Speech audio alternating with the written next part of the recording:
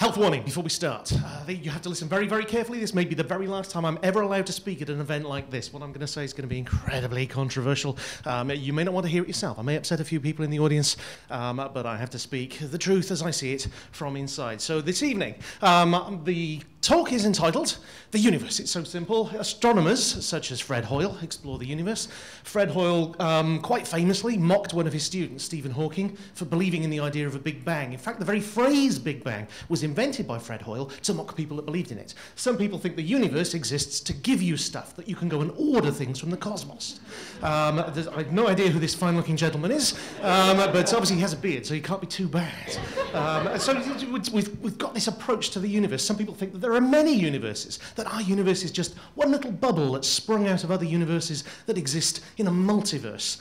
It's not a new idea. In fact, back in the 30s, a leading, very original British sci-fi writer, Olaf Stapledon, wrote a book called Star Maker, not a talent show, believe it or not, that explored this very idea of a guy that wandered in his mind through the entire universe and then saw the entire multiverse and then saw the great being that had created it. So if we want to think about life, the universe and everything, one of the big questions is, how are we perceiving it? And the brain is a pattern spotting machine, and you can see patterns in this, right? And can any of you see the black dots? Can you see the black dots? This is one of those standard things that you can see, because the brain is very good at doing that. And the reason the brain spots patterns is so that we don't get eaten by these. The brain spots these patterns, and it can spot patterns even when they're not there. And that's the biggest danger of it, is that a pattern that doesn't exist. We see these false positives because we need to get up the tree and away from the tigers. And we also have the priming effect. And anyone who's watched any TV shows with this guy in will know how the priming effect works. He feeds you the stuff before you even think you're on the show, and then you do exactly what he tells you. So do we really have control over our own behavior? The brain is also a storytelling machine. And this is one of the big things that really made me think about. Are we really in control of our own lives? What if what's actually happening is your consciousness is a storytelling machine inside your brain trying to make sense of what's going on? So psychologists like Libet did this test with people to say, when do you think you're going to press the button on the computer keyboard? Look at the clock and tell us when you decided you were going to press the button. And the tests consistently showed that between half a second and 5 seconds beforehand was when the motor gears started clicking in the brain. And with consciousness, some people were also thinking, well, there's the Turing test. Can a computer fake its way to being a human being? And some people think anything that could pass the Turing test might be regarded as being conscious and have consciousness. But I've had some of this this is ethanol, I've had some of this in my blood to the point where I have not been conscious, but I'm still talking to people. I don't know whether I passed the Turing test while I was doing it.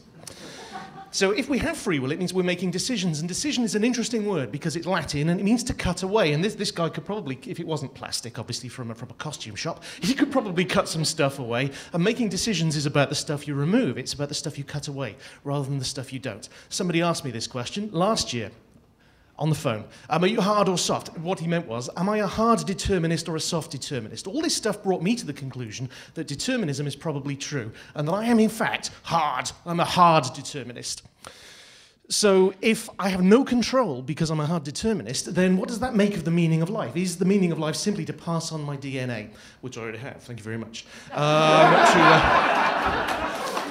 but if that's just it, is it meaningless? Some people say the meaning of life is relationships. It's how we interact with other people, how we get on, how we build communities so that we can mend pathways through the woods and so that we can save children from dreadful, dreadful things that can happen. Relationships, could that be the meaning of life? If you take one thing away from my talk tonight, please let it be that you agree with me, this definition of success is bollocks. All of this stuff you see on posters that's basically designed there for managers to buy because they think people are going to work harder. On courses I used to run, we would say to people, in your presentations, you can't fly on rails. Because we were trying to give them this idea that, you can wing it, Literally, you can expand and you can extemporize because you won't get stuck. But I've changed my view on this because last night, and by last night I mean probably thinking about it 5:45 this morning, just before I woke up, I dreamt I stole a train, and the train is running downhill on the tracks, and it has no fuel, and I'm getting worried, and I'm starting to think, what if it starts to go uphill? Am I going to be stuck? I'm going to run out of fuel. And it's nighttime and there are no lights. What if another train comes along? And then I glided into a station and the train came to a halt. And what that said to me was, if life really is a railway track, then the more time I spend worrying about whether it means anything, the less I'm going to enjoy the journey. Thank you very much.